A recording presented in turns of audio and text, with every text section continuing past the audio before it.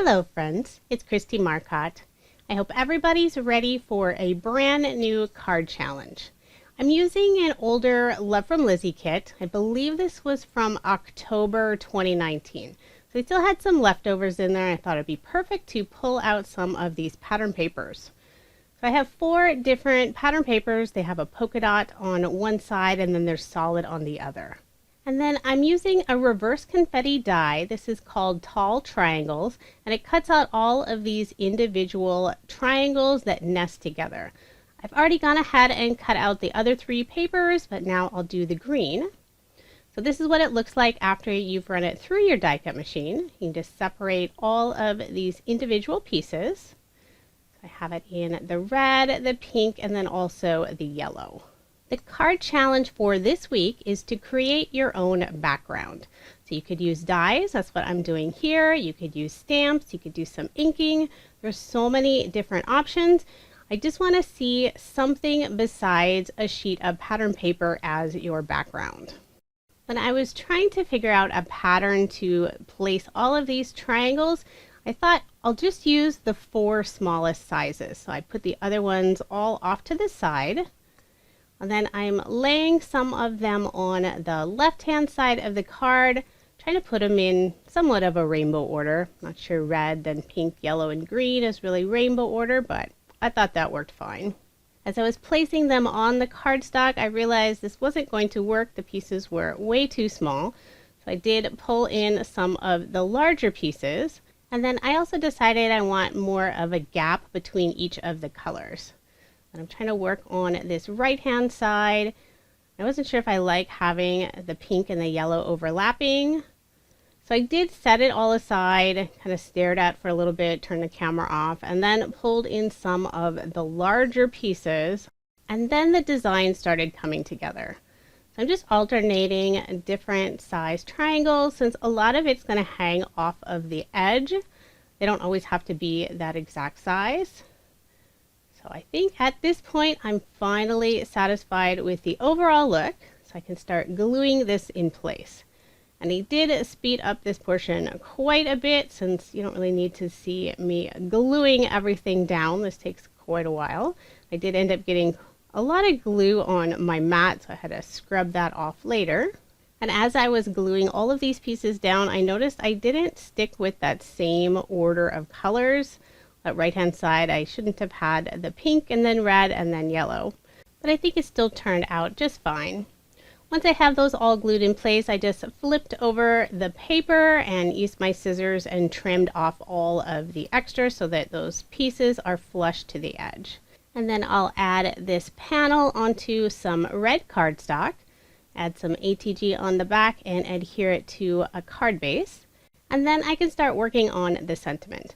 I've already gone ahead and stamped it out. This is Thinking About You. This is from one of Love from Lizi's stamp sets. It was in a kit earlier this year, but it is available individually as well. I will have links provided in the description box for most of the products I use in this video.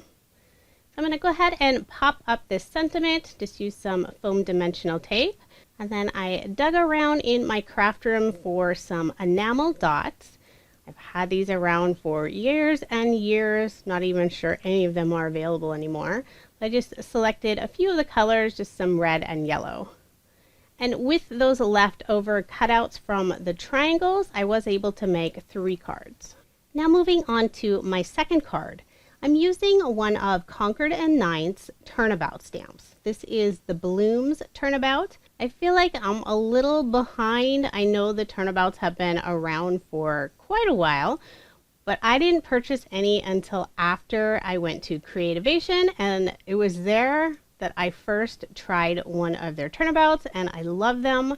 So I did buy a few of the stamps, but I use so many pattern papers, I always forget to pull these out and create my own pattern paper.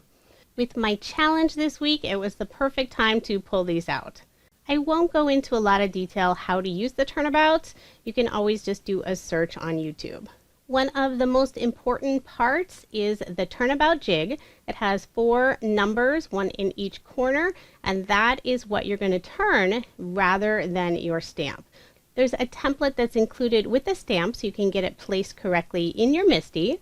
Then you can put some removable adhesive on the back side of your card panel and then adhere that to the jig. So you start with your first color. Once you get that stamped, you're going to take that jig, remove it from the Misti, and rotate it once to the right. So now you'll have a number 2 in that upper right-hand corner. So now you can stamp your second color, and then just wipe down your stamp between colors. So now I'm going to move on to my third color. I took the jig and rotated it once to the right. So now I have that number 3 in the upper right hand corner.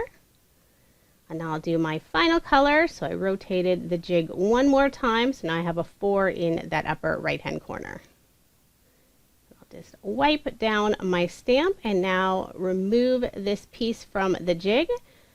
And you could take off that removable adhesive that's on the back side, but I'm going to be placing this onto some blue cardstock, so that wasn't necessary. And isn't that just a beautiful background? For the image on my card, I'm using a brand new stamp set by Honeybee Stamps. This is called Hang In There. It has this sweet little bunny holding a sign, and I do have the coordinating dies as well. One thing that's really special about this stamp set, Honeybee Stamps is donating half of all of the proceeds to Feeding America. This is a great way to fill up those food banks during this crisis going on in the world. Now this bunny would be super sweet to color. However, I don't color images very often because of my eyes. So I decided to just stamp it on some light blue paper and then cut it out using that coordinating die.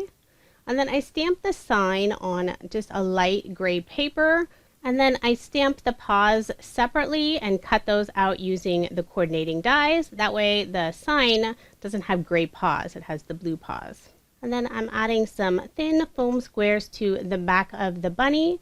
I'll just pop that up on top of this scalloped square die cut.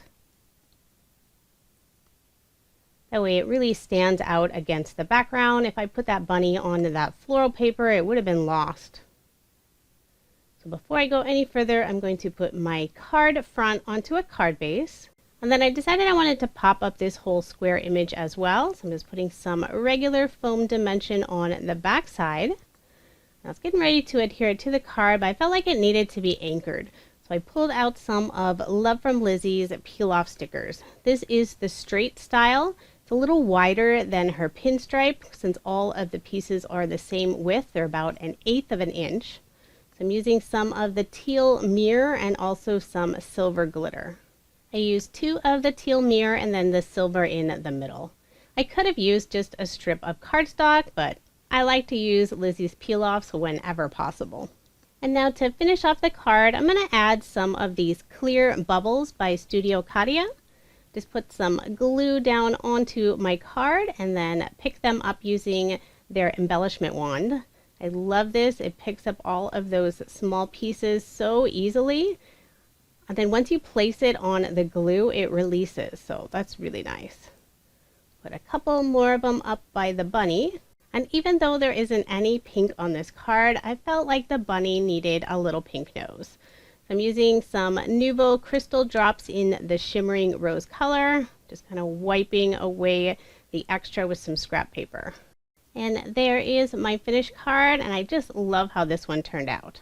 If you'd like to join my card challenge for the week, you can head over to my Instagram or my Facebook page. I have links to both of those in the description box below. If you're on Instagram, use the hashtag Kristie's Card Challenge so that I'll be able to see it. Just remember, if you have a private account, I won't be able to see your entry, but I'd still love for you to join in on the challenge. And if you have the time, go check out the other entries and leave them some love. There are so many talented card makers out there. There is no time frame for the challenges. This is just for fun.